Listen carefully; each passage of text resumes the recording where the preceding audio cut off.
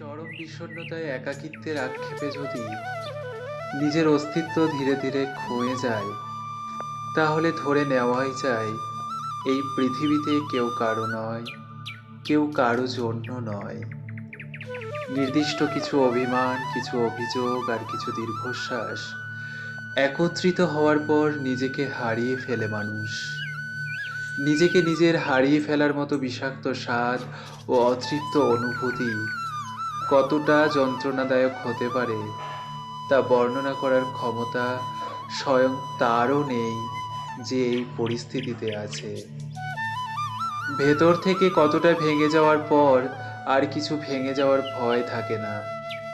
কতটা আঘাত নিজের মধ্যে পুষে রেখে দিলে বিচ্ছেদের ব্যথা স্পর্শ করে না।